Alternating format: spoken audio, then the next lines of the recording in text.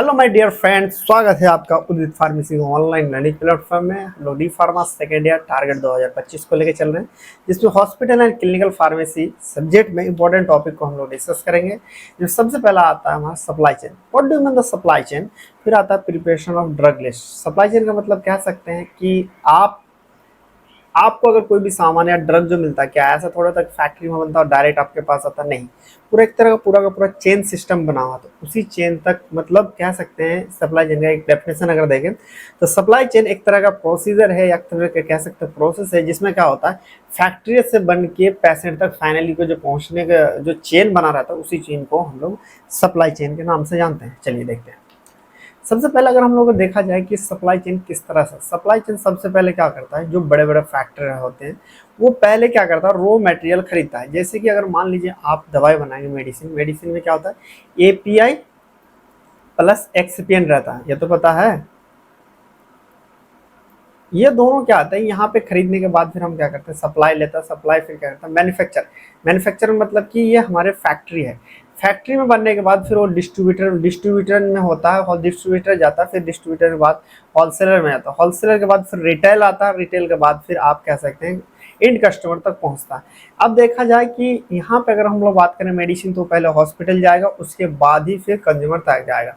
देखो अगर रिटेल से अगर हॉस्पिटल खरीदता है तो थोड़ा सा महंगा मिलेगा, लेकिन यहाँ पे अगर मान लीजिए होलसेलर से खरीदता है तो थोड़ा सा आपको एज कम्पेयर टू सस्ता मिलेगा। ठीक है, क्लियर है। इसी जो चेन बना हो ना, पूरा ये होल चेन जो पूरा का पूरा चेन बना, इसी को हम लोग सप्लाई चेन कहते हैं। अब किसी एक को भी मान लो बंद कर दो, मान लेते हैं यहाँ पे हम क्या करते हैं, यहाँ पे रॉ मटेरियल बन रहे थे तो पूरा चेन खत्म, यहाँ पे होलसेलर बंद कर दो फिर भी पूरा चेन खत्म। इस चेन को मेंटेन करके रखना पड़ता है हमें।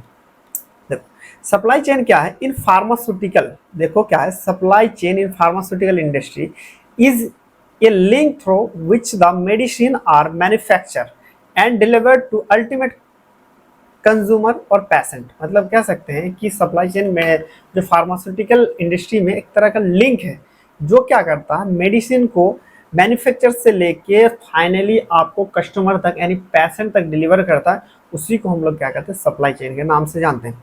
देखो this chain is very complex and required number of step to make medicine easily accessible for all.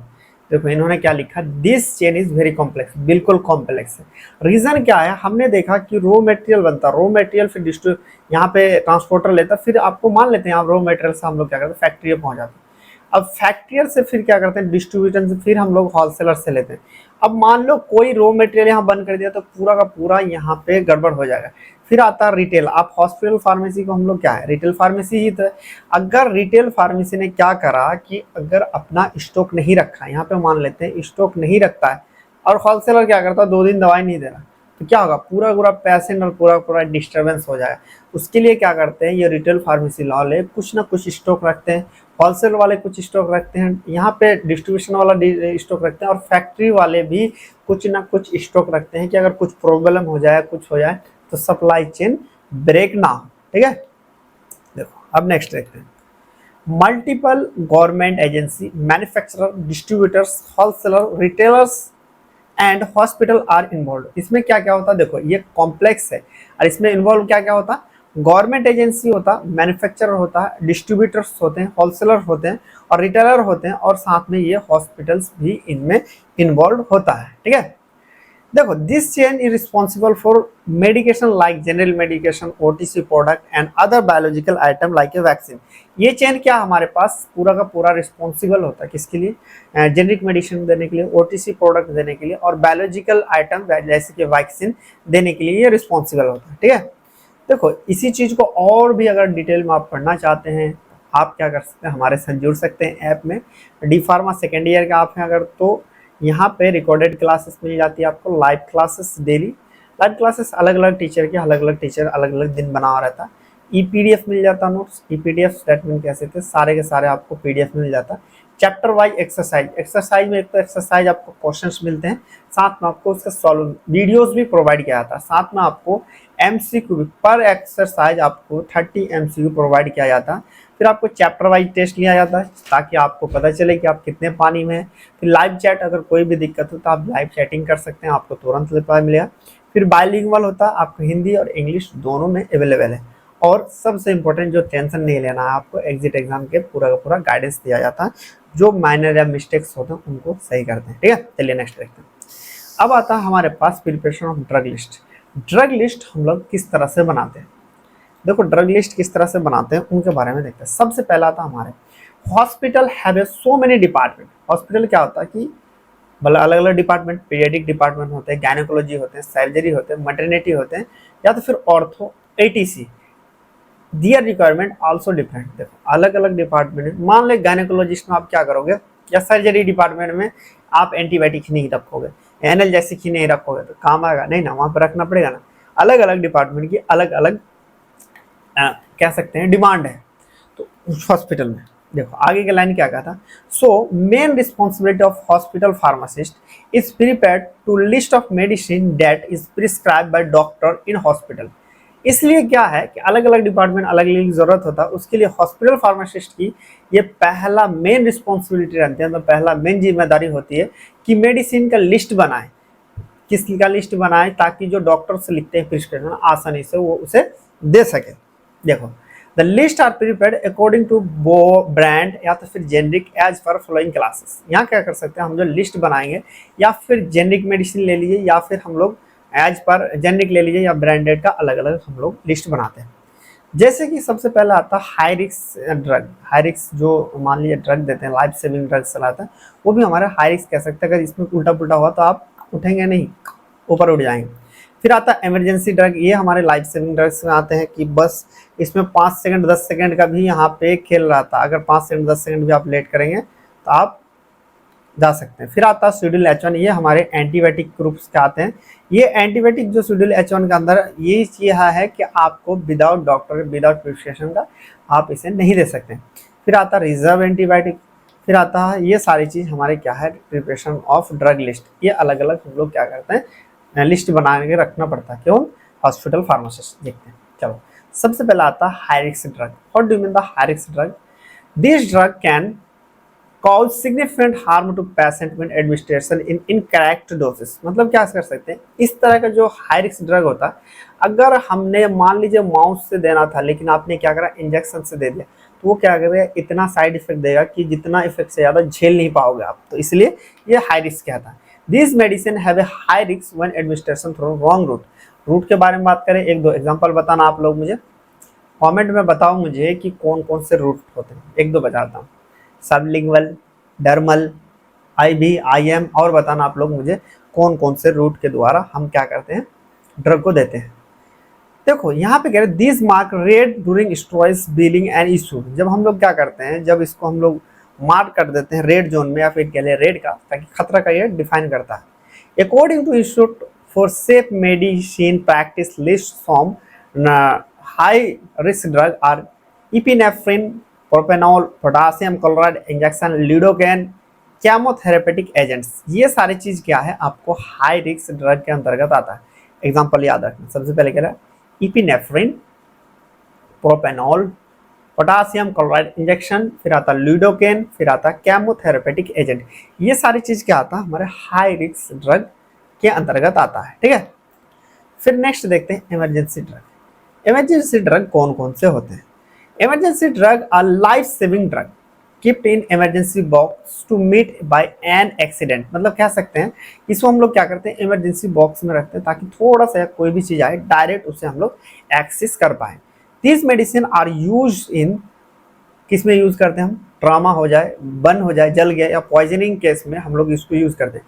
This medicine are generally use in ICU, मतलब जिसे हम कहते हैं इंटेंसिव केयर यूनिट। जो सीरियस पेशेंट होता है उनको हम लोग यहाँ रखते हैं, और इमरजेंसी ड्रग भी हम लोग वही यूज करते हैं। अब देखो non availability of this medicine cause mortality, mobility. अगर इमरजेंसी ड्रग यूज नहीं रहा आपको, या वक्त पे नहीं मिला, तो उससे क्या हो सकता है, आप उठ सकते हैं।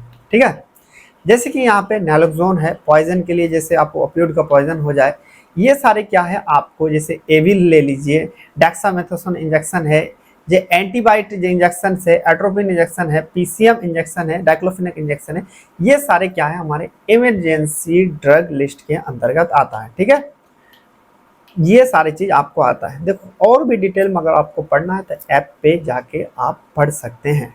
स्टडी प्लान के बारे में देख लेते हैं। ऐप पे आपको रिकॉर्डेड लेक्चर्स मिल जाते हैं, द डेली लाइव क्लासेस मिल जाती हैं, आपको ईपीडीएफ नोट्स मिल जाएगा, चैप्टर वाइज एक्सरसाइज मिल जाएगा आपको, साथ में चैप्टर वाइज टेस्ट और आपको एग्जिट एग्जाम का पूरा गाइडेंस मिलेगा। तो जुड़िए हमारे साथ और भरपूर आनंद लीजिए। चलिए अब देखते हैं इनमें से पॉसिबल एमसीक्यू कौन कौन से हैं। यहाँ पे पूछा गया which of the following is not involved in pharmaceutical supply chain। इसमें पूछा गया कि इनमें से कौन सा है जो फार्मास्यूटिकल सप्लाई चेन में इन्वॉल्व नहीं होता है। नहीं होता है पूछा, होता नहीं पूछा, नहीं होता है। देखो कि मैन्युफैक्चरर, दूसरा था डिस्ट्रीब्यूटर, रिटेलर या पेशेंट। अब मुझे बताओ सप्लाई चेन में क्या हमने जब सप्लाई चेन यहाँ पे देखा था इस तरह से, कौन सा नहीं था? बताओ जल्दी मुझे, सप्लाई चेन में इन्वॉल्व नहीं होता, कमेंट में बताओ जल्दी। बिल्कुल पेशेंट नहीं होता है। हमने देखा क्या कि मैन्युफैक्चरर होता है, फैक्ट्री में मैन्युफैक्चर हुआ, फिर डिस्ट्रीब्यूटर्स के पास गए, फिर उसके बाद क्या है हमारे पास रिटेल होलसेलर जाता, उसके बाद हमारे पास रिटेलर आ जाता, रिटेलर के बाद फिर पेशेंट। तो लेने कंज्यूमर है यार, ये सप्लाई चेन में क्यों रहेगा? पेशेंट अगर लेना बंद कर दे तो कोई इफेक्ट पहुंचेगा? उतना इफेक्ट नहीं पहुंचेगा। लेकिन यहाँ पे इनमें से कोई अगर मान लो 10 पेशेंट है, 10 में से एक अगर लेना बंद कर दे कोई दिक्कत नहीं है। लेकिन अगर मान लो कोई डिस्ट्रीब्यूटर दवाई देना ही बंद कर दे तो उस कंडीशन में क्या होगा? दिक्कत आ जाएगी ना। चलिए नेक्स्ट देखते हैं। नेक्स्ट क्वेश्चन पूछा गया what is the main responsibility of hospital pharmacist. Hospital pharmacist की मेन रिस्पॉन्सिबिलिटी क्या होता? कि ड्रग को ये एडमिनिस्ट्रेशन करता, पेशेंट काम है इसका देने का। फिर इसमें पूछ रहा prepare list of medicine prescribe by doctor. ये क्या करता है? दवाई को लिस्ट बनाता है जो डॉक्टर प्रिस्क्राइबर लिखता है। फिर आता है मैन्युफैक्चर करता है। हॉस्पिटल फार्मासिस्ट मैन्युफैक्चर करने क्यों जाएगा यार? डिस्पेंसिंग वो करता है या सेलिंग करता ओटीसी मेडिसिन का।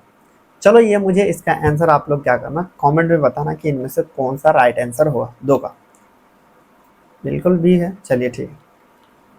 नेक्स्ट क्वेश्चन पूछा गया which of the following an example of high risk drug.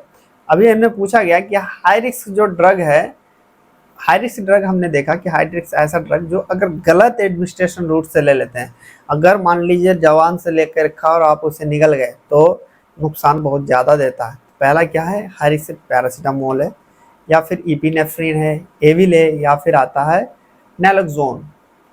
बताना इनमें से कौन सा आपका, अगर हम लोग बात करें इनका जो आंसर होगा वो आप लोग मुझे कमेंट में बताएंगे। ठीक है। चलिए नेक्स्ट पूछा गया what is the purpose of emergency drug. Emergency drug का पर्पस क्या था? पर्पस तो यही था ना कि उससे हम लोग इमरजेंसी में यूज़ कर सकें, कि उससे हम लोग क्रोनिक कंडीशन को ट्रीटमेंट करें, या फिर कोई जो यूज़ करते हैं आईसीयू में रहता है या लाइफ सेविंग करने के लिए, या बेचने के लिए करते हैं ओवर द काउंटर, या फिर हम लोग इसका यूज़ करते हैं रिक्रिएशन पर्पस के लिए। इसका आंसर बताना किस लिए हम लोग यूज़ करते हैं। इसका हम लोग बात करें तो आईसीयू में जो रहता है उसके लिए हम लोग इसका यूज़ करते हैं। ठीक है। चलो नेक्स्ट क्वेश्चन पूछा गया which act prohibited unauthorize sale of NDPS. NDPS मतलब होता है जो नार्कोटिक ड्रग सब्सटेंस होता है उनको अनऑथराइजेशन सेल है, मतलब विदाउट इसका सेल नहीं कर सकते हैं। कौन करता है? फार्मेसी एक्ट कहता है, या कॉस्मेटिक एक्ट कहता है, या एनडीपीएस है। एनडीपीएस एक्ट है 1985 में आया था। इसके अंदर ये चीज़ लगाया था जो नशेड़ी गंजेड़ी है उसको कह सकते हैं वो इजीली एक्सेसिबल नहीं कर सकता। तो बताना इनमें से कौन सा आया था। चलो इनका आंसर आप लोग बताना कमेंट में मुझे। देखो अगर इसी चीज़ का अगर हार्ड मटेरियल अगर आप लेना चाहते हैं तो आपको विद फार्मेसी मिल जाएगा। यहाँ पे देखो कोलॉजी का मिल जाएगा, कम्युनिटी फार्मेसी मैनेजमेंट, बायोकेमिस्ट्री मिल जाएगा, therapeutic hospital and clinical pharmacy है उसका मिल जाएगा, और साथ में आपको लॉ एंड एथिक्स का भी मिल जाएगा। 6 अवेलेबल है, बिल्कुल फ्री। ये फ्री आपको डिलीवरी में, वो भी लिमिटेड टाइम का, लिमिटेड टाइम ही आपको फ्री डिलीवरी मिलेगा। ठीक है। ये आप मंगा सकते हैं। इसके लिए आप ऐप पे जाएंगे, ऐप को क्या कर सकते हैं डाउनलोड करेंगे, डाउनलोडिंग करके यहाँ पे कोर्स में सेक्शन में जाके यहाँ पे आपको पूरा मिल जाएगा। ठीक है। तो मिलते हैं फिर नेक्स्ट लेक्चर में। देखो जो जो इम्पोर्टेंट अभी बता रहा हूँ इम्पोर्टेंट टॉपिक अभी कंप्लीट से ही कवर करने की कोशिश करो, जो फाइनल टाइम में आपको ज़्यादा दिक्कत नहीं होगी, फिर आप आसानी से अपना लक्ष्य तक प्राप्त कर सकते हैं। चलिए मिलेंगे नेक्स्ट लेक्चर में, तब तक के लिए बाय बाय, टेक केयर।